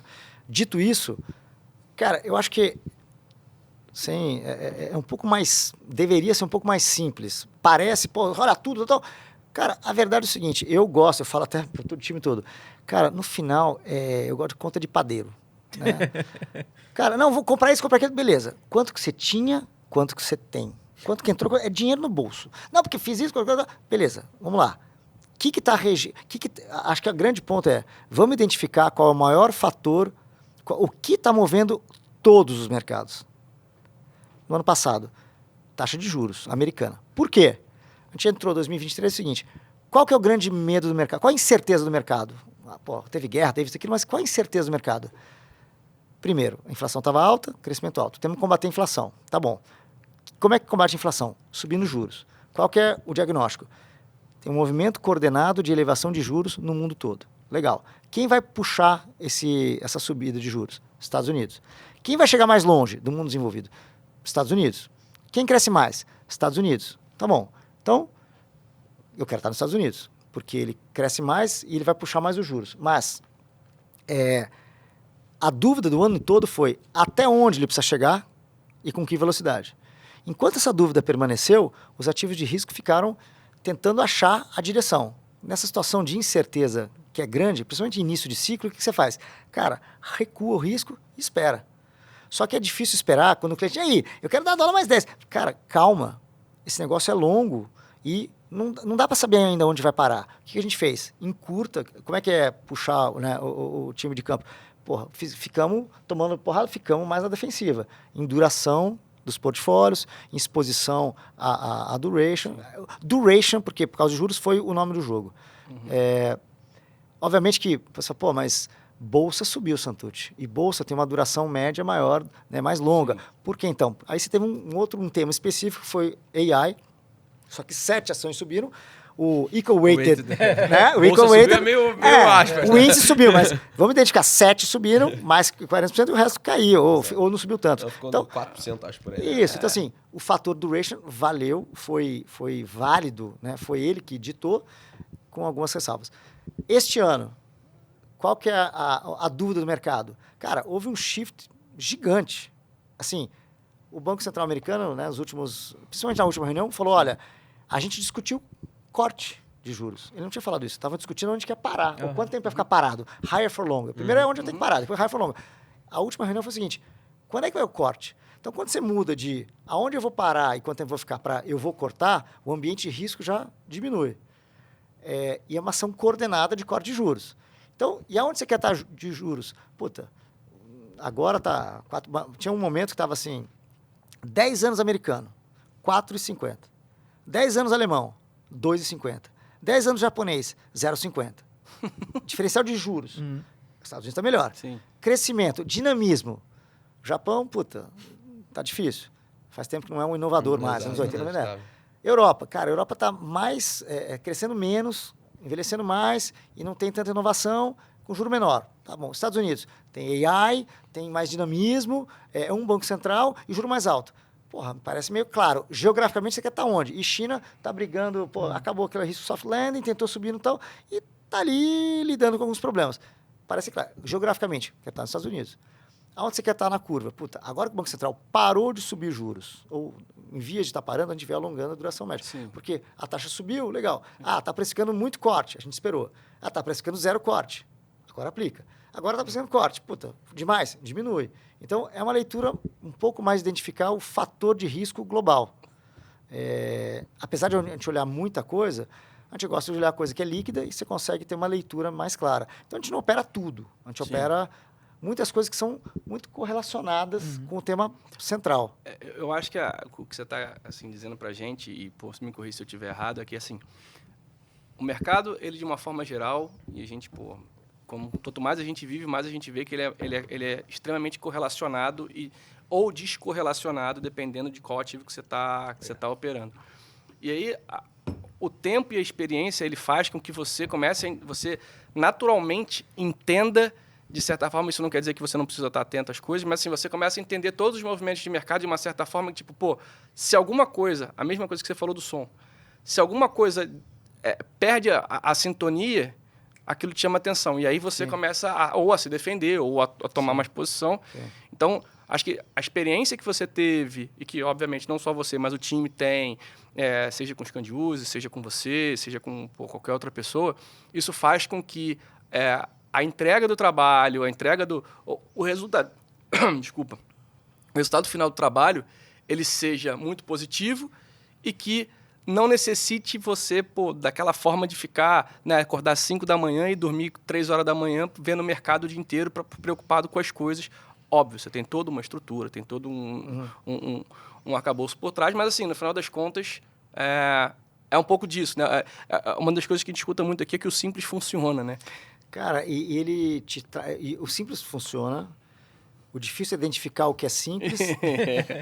Né? O difícil é você ver um monte de coisa e falar, puta, mas tem um monte de ruído, mas é isso que tá. O resto é derivada. E é melhor você operar a primeira derivada, não a segunda, a terceira. Não, acho que vai desacelerar a economia, então vai acontecer, então vou operar aquele negócio. Pô, mas você acha que vai desacelerar a economia? Vende o que vai cair mais. É mais simples. Talvez é muito exótico, keep it simple, né? É muito exótico fazer coisa, mas, na verdade, o fator de risco é identificar o primeiro fator de risco.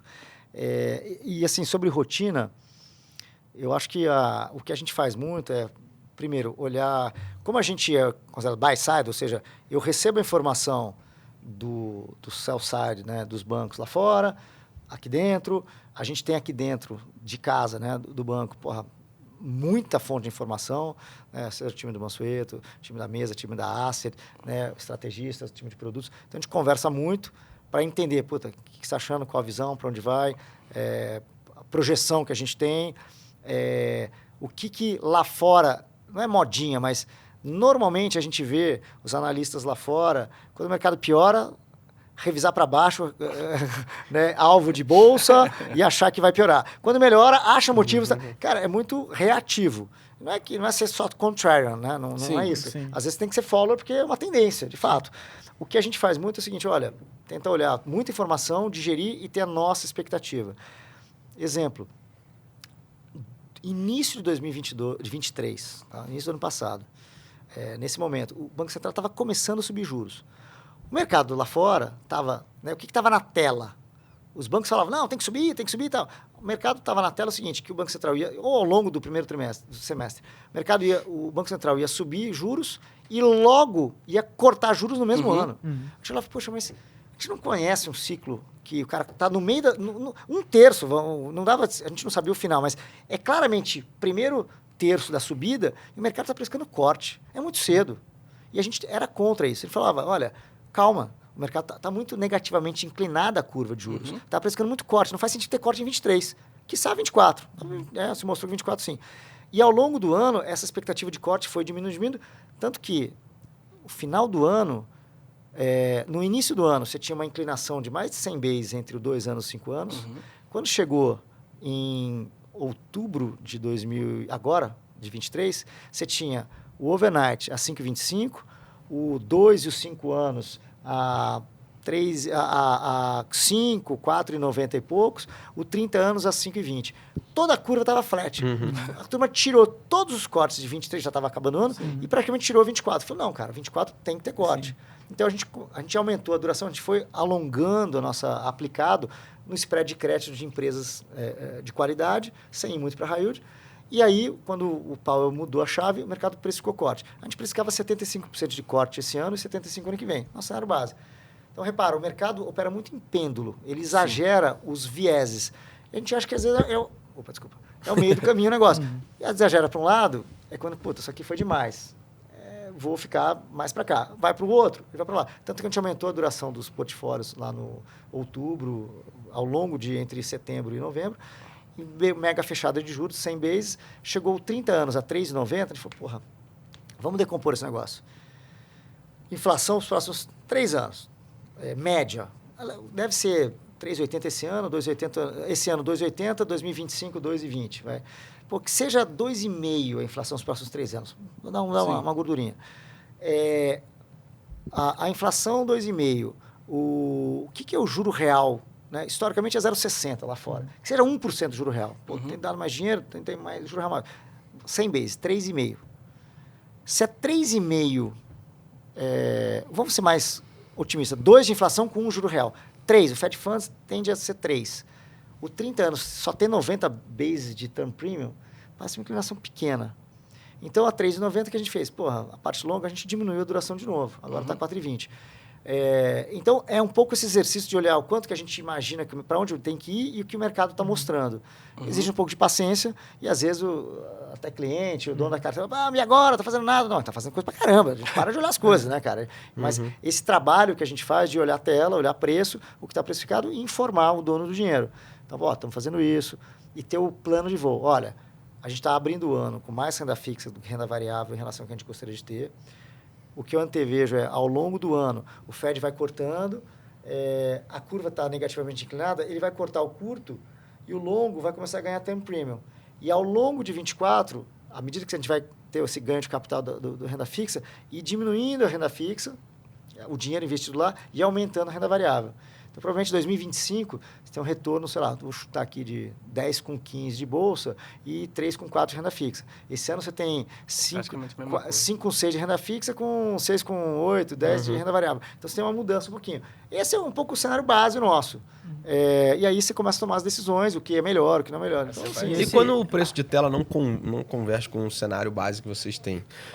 Foi o que você falou, né? Mas aí... Paciência, vambora, vai arbitrando. Arbitra como? Puta, na mesa de operações você toma o juro alavancado e tal.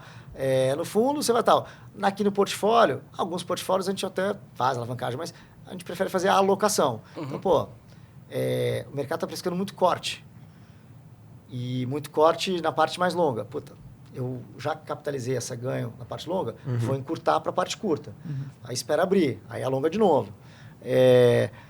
Bolsa, 4.800, a gente acha que está um pouco caro. A gente acha que ele atingiu o nosso alvo de final de ano muito rápido. A gente deu uma diminuída, comprou um pouco de opção para baixo. Entendi. E espera, entendeu? E é importante, o que você falou é muito interessante, essa questão do pêndulo. Porque a questão de entender o momento do pêndulo é o que vai te permitir ter fôlego também, né? Até porque quando a gente vê o primeiro semestre de 2023, por exemplo, que você falou que o mercado exagerou, os bonds iam caindo, muita gente começou a comprar bond, ficou com bonds até as tampas. Né? E aí até pensou o cenário e tudo. Mas depois o mercado virou de novo, os bonds continuaram caindo, né? Um monte de fundo saiu estopando, e na hora que o pessoal deveria, obviamente olhando para trás mais fácil, deveria comprar os bonds, já não tinha mais fôlego porque tinha gastado tudo naquele primeiro semestre. Estava vomitando, né? Porque o 30 anos saiu de... Cara, o mês de novembro, dezembro, penso, 30 anos, cara, deve ter um duration aí de 17, 20 anos, ele fechou 100 bases. Cara, praticamente quase 20% de alta. Foi mais do que a Bolsa. Então, você teve ganho mais do que a Bolsa operando renda fixa, só que você operou a duração, entendeu? E o que a gente fez? Diminui. A gente estava curto, a curva abriu, aumenta. A curva fecha, a parte longa fecha. Diminui um pouco a duração. E fica nesse... fica ali. Aí, cenário de desaceleração. Bonds, títulos de high yield americano estão com yield... aí a gente olha um pouco spread de crédito. Hoje um investment grade está pagando... Agora fechou 5,70 e um high yield 8. 8 de juro nominal. Tá o índice. 5 anos, bons... Porrada, índice, ETF, índice mesmo, um monte de bonds, super diversificado, 8, 8,5. Legal, vou comprar esse negócio. 8,5 para renda fixa. A gente está esperando bolsa, já subiu 3, 4. Então, eu acho que não vai subir muito mais que isso. Ajustado ao risco, faz sentido. Dito isso, que cenário que você está entrando, Santucci? Um cenário de ação coordenada de corte de juros no mundo. A gente vai ter corte nos Estados Unidos, Europa e tal. Por quê? Porque a inflação está caindo. Legal, mas por quê? Porque agora, finalmente, a atividade está começando a mostrar fraqueza. E o que os bancos centrais têm medo é o seguinte, uma queda abrupta da atividade. E em cenário de desaceleração, você pode ter inadimplências maiores, empresas quebrando. Quem vai quebrar? Quem tem menos acesso ao mercado de capitais e tem que estar mais alavancado. Então, esse high yield americano, a gente está muito seletivo. Estou preferindo grau de investimento rodando a 6 do que high yield a 8. Beleza, eu consigo achar alguns bancos, 5,80, 6 eu consigo achar. A gente estava a 6,40, já fechou. Mas é um pouco entender que ambiente macro a gente está e aonde aplicar o dinheiro. Entendi. E, Santucci, um ponto, assim, a galera que acompanha muita gente aqui foca muito em Brasil. Brasil, por mais que a gente fale bastante lá de fora, S&P, a gente traz todo esse cenário macro para, enfim, trabalhar aqui, às vezes, na parte do trading. E as pessoas... Hoje, elas, acho que com a própria conta internacional do BTG, as pessoas estão tendo acesso ao mercado lá fora, tem o próprio portfólio Solutions, mas qual a importância para a pessoa física no Brasil ter um portfólio global? ele se expor ao mundo e sair um pouco do Brasil? Se você puder falar para a galera um pouco. Bom, se essa turma quiser consumir a cesta do IPCA, que é, né, a cesta que compõe o IPCA, a IMAB, o título de inflação, são um ótimo ativo. Mas a cesta de consumo, cada vez mais, a gente está dolarizado. O telefone, o relógio, provavelmente esse microfone. Nessa sala tem muita coisa que não roda IPCA, roda dólar mais alguma coisa. A passagem aérea, né? Então, você tem uma inflação global e inflação em dólar. Então, acho que a beleza de ter hoje essa facilidade de investir lá fora, primeiro, que você pode, talvez, perpetuar o seu poder de compra global. E o mundo está muito mais globalizado. Pô, a escola da molecada tem hoje computador, a molecada, né, acaba estudando fora, as escolas têm professores internacionais, então tem todo um custo. O carro tem o chip e tal, é tudo dolarizado. Quer dizer, muita coisa é dolarizada. Do lazer ao dia a dia, ao profissional. Esse é o primeiro ponto. Segundo, este momento histórico, a gente está vivendo em vias de ter corte de juros, mas os juros estão mais altos do que o equilíbrio, pela situação de diminuir a atividade. Então, pô, as NTNBs americanas rodando a 2, bateram 3, mais 2, 2,5, esse é um nível, inflação mais 2. Cara, isso aqui rodou a inflação menos 2 durante uns 2, 3 anos. Então, é um momento que tem yield, então tem retorno. Antigamente, ia mandar dinheiro em dólar para proteção. Proteção de poder global. Mas agora você tem proteção que gera retorno. E se você tirar alguns anos específicos, 2022 e outros anos, cara, o S&P tem rodado a dólar mais 9 nos últimos 50 anos. Quase 95 anos. Tem uma série lá legal. Então, assim, no mínimo, tem algum tipo, o S&P ou... Hoje, a taxa de juros está atrativa. Nos últimos 10 anos, não fez muito sentido em termos de ganho real em dólar, né? Mas... eu acho que é poder de diversificação, poder de compra global, mais próximo da cesta de consumo de todo mundo, e tem retorno. Essa acho que é a beleza, né? E por último, cara, o que a gente vê, tradando um pouco moeda, é o seguinte, quem dá a tendência do mercado é o global. Quem dá a intensidade é o idiosincrático. Então, o que está acontecendo em Brasília, né, é muito importante, claro que é. Mas ele dá intensidade. É muito difícil ter um movimento em que todo mundo, os ativos de risco estão piorando e tem um país mega melhorando. E quando tudo está piorando, é muito difícil a gente tá melhorando. Então é um pouco de intensidade, entendeu? Acho que é um pouco isso. Costinha, legal. Sua hora, meu filho. Então, Santucci, chegando pro final... Tem uma lista aqui que eu tô até preocupado. É que chegando pro final, a gente sempre gosta de perguntar pro pessoal, que a galera que acompanha a gente sempre quer indicações e tudo. E aí, tanto de mercado, sem ser de mercado, pro lado pessoal, o pessoal sempre pede pra gente indicar, então, uma música, um livro e um filme que você indicaria. Olha a música, maestro. Exatamente. Cara, puta. Tema livre. Tema livre. Cara, vamos lá. Cara, uma música, essa é difícil, cara. Eu vou tentar... Cara, eu gosto, assim, no Brasil, eu gosto de Titãs. Lá fora, cara, eu gosto de Iron, gosto de Led Zeppelin, gosto de... Tá em casa, está em casa. Livro? Isso. Cara, livro, assim, pro mercado financeiro, o Murphy e o John Hu, que é derivativos, etc., acho que é essencial. Bom demais. Cara, para quem está começando mesmo, Axiomas de Zurich é legal, é um livro pequenininho, bacana. E história mais recente, 2008, um pouco como é mercado, tem um livro do Robert Rubin, que é No Mundo Incerto, An Uncertainty World. Ele foi tesoureiro da Goldman, foi secretário do Tesouro americano. Cara, um livro muito bacana. O John Paulson tem também, que foi da Goldman, presidente da Goldman, depois foi para o secretário do Treasury americano, fala muito daquela situação do socorro aos bancos. A própria história da Goldman, né, que é bacana, porque nós aqui no BTG sempre nos espelhamos na partnership de lá, e ela vem sofrendo uma situação que a gente quer talvez evitar, né, e tem evitado. Acho que eles foram inspiração, mas agora também tem sido uma fonte de se preocupar em... Talvez o free float ficou muito na mão de todo mundo e não na partnership. Então, acho que a solidez da nossa partnership é muito em função do que não fazer, do que foi feito ali, entendeu? Isso é muito, acho que muito interessante.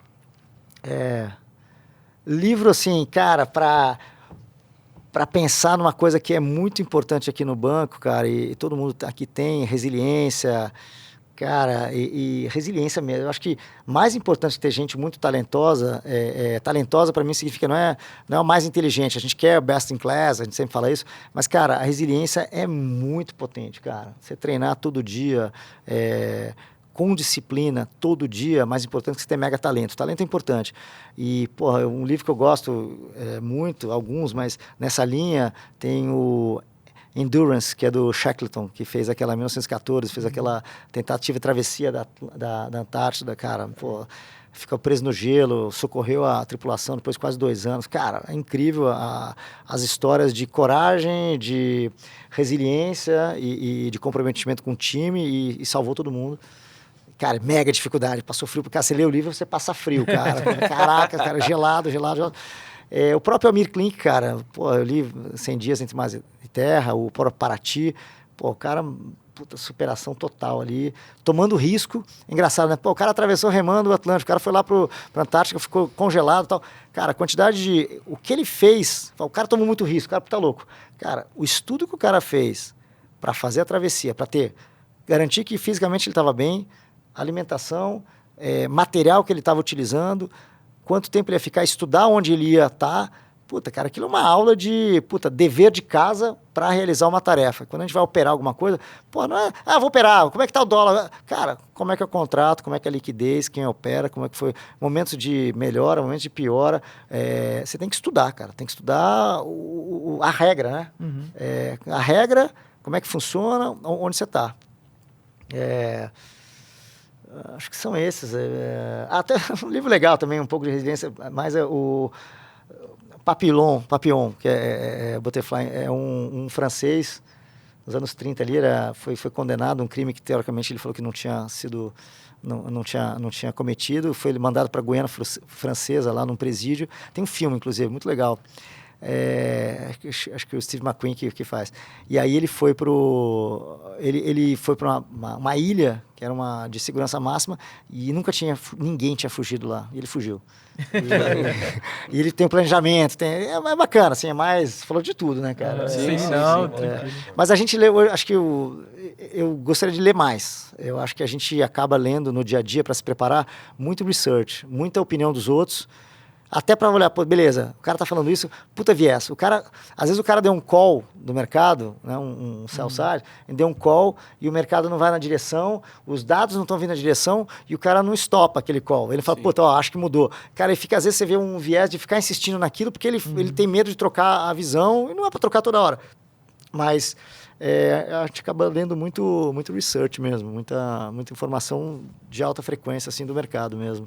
Certo. E precisa, né? Ata do Copom, ata de Banco Central, tal, então... E filme, né, eu acho. Filme? Puta, filme. Eu vejo pouco filme, gostaria de ver mais também. Pode ser sério também, tá? Não, legal. Cara, assim, puta, brasileiro, Tropa de Elite, cara, me marcou, foi animal. Eu gosto de um filme, vamos chamar de velho aqui, mas eu já falei alguns nomes aqui e tal, mas Era Uma Vez na América. Cara, um filme sensacional, mostra a juventude, uma juventude em Nova York, irlandesa ali, judia, tentando ganhar vida num ambiente de uma Nova York totalmente diferente que é hoje. Porra, um filme romântico, real, duro, que mostra ganância, mostra um monte de coisa. Cara, um filme muito legal, o Robert De Niro, cara, fantástico livro. Esse filme. É isso? Daqui a pouco a gente vai... Vamos embora. Vamos embora. Não, vou encerrar aqui, porque eu olhei ali o relógio... Passou voando. Não, cara, passou voando e eu nem sei... A verdade é que eu nem sei quanto tempo passou, porque assim, eu só tinha olhado 1 hora, 1 minuto ali, e eu esqueci de olhar a hora. Aí eu falei, beleza, já sei qual é o minuto. Então eu tava ali meio que tentando controlar aqui pra gente não ficar... tanto tempo, tomar tanto tempo do Santucci. Quanto que a gente... Bom, cara, umas 2 horinhas. Eu ia falar, talvez... Nossa, é mesmo? Talvez isso. Tá louco, a gente começou... 1 hora e quase 2, é isso aí. Ferrou. Primeiro, mais uma vez agradecer, não só por isso aqui, mas pela parceria dentro do banco, pelas aulas que você dá pra gente. Até a primeira história que quando você bateu... Acho que foi final de semana. você estava com seus filhos aqui, andando, você bateu no livro. Eu estava na sala, eu estava gravando alguma coisa aqui no final de semana, você bateu na sala, você estava com... A gente estava com o Murphy em cima, estava gravando alguma coisa. Eu falei do livro. Então foi a primeira vez, achei animal, porque, a gente, análise técnica, como você falou aqui em off, antigamente era já visto como bruxaria. Tá melhorando um pouquinho, o pessoal tá aceitando um pouco mais, mas ainda tem uma resistência. E, é muito maneiro quando a gente vê uma das pessoas que... Cara, é muito louco, porque a gente vive um pouco disso com o pessoal que assiste a gente, mas a gente também olha para as pessoas, a gente se espelha muito nas pessoas. E aqui dentro do banco eu falo assim, cara, tem hora que, por exemplo, a gente sentou ontem para conversar, aquilo foi uma aula que, desculpa a galera, mas assim, eu tenho o privilégio de, sentar com esse cara aqui, o cara em 30 minutos, 1 hora, me dá uma aula que for demorar, 8 horas, 10 horas, 2 dias para aprender. E mesmo assim, eu não comentei com ele, falei, cara, tem umas coisas ali que eu fiquei catando cavaco, quando eu preciso, dar uma olhada, mas é muito louco. E, como você é gente boa, como você é um cara que inspira a gente no dia a dia. Obviamente, toda a tua trajetória é um negócio, sensacional. Ver que você fala de resiliência, a gente aqui vive isso muito no dia a dia. A gente tem muito menos tempo de banco do que você. Calma, vai chegar. Assim espero. E, cara, realmente é uma dinâmica que até de certa forma puxada, mas a gente tem um prazer imenso de estar aqui. A gente chega cedo, sai tarde, e é isso. Então, mais uma vez, obrigado por topar essa loucura de sentar aqui com a gente e dividir toda essa tua história. Muito provavelmente eu vou te chamar de novo pra gente falar mais sobre coisas vamos aqui. falar outra. E é um Santucci diferente também, né? Porque o pessoal tá acostumado a ver Offshore Connection, que é mais, falando mais do cenário. Então, animal demais, dá obrigado. Fazer outros, com certeza. E, só agradecer mesmo. Obrigado mesmo. Obrigado a vocês, puta programa bacana. Também assisti vários, o Alfredo, outros que já passaram por aqui. Muito bacana ver do outro lado algumas histórias, alguns momentos que eu passei, né, que as pessoas passaram, e a maneira como vocês conduzem, fazem as perguntas, é muito bacana essa interação, e parabéns, cara, o programa é sensacional. Maior prazer, a hora que vocês quiserem. Obrigado demais. Obrigado. Ótimo. Boa. Bom, então vamos lá, né, pessoal? Você tá enferrujado, hein? Não, ou não? Não, tá enferrujado, você sabe. Já lembrou de tudo? Lembrei. Então tá bom. Bom, então, se você gostou, né, eu espero que sim, porque, pra gente aqui foi uma aula. Não esqueça de deixar o seu like, compartilhar com seus amigos, deixa nos comentários o que você achou. E também não esqueça de seguir a gente nas redes sociais, @BTG Pactual, seguir Lucas.mclaro, Otto G. Sparenberg, Lucas Costa T. E para quem quiser acompanhar o Santucci, tem o Offshore Connection no canal do BTG Pactual. Todo mês? Todo mês. Todo mês. Então tem um programa lá do pessoal de Portfolio Solutions debatendo, né, os temas macro e tudo que está acontecendo no mundo. Então não esqueçam também de acompanhar por lá, pessoal. Santucci, novamente, muito obrigado. Obrigado a vocês. É isso aí, Santucci. Foi um prazer. Obrigado. Valeu, pessoal. Bom, pessoal, tchau, até a próxima. Falou, pessoal. Tchau.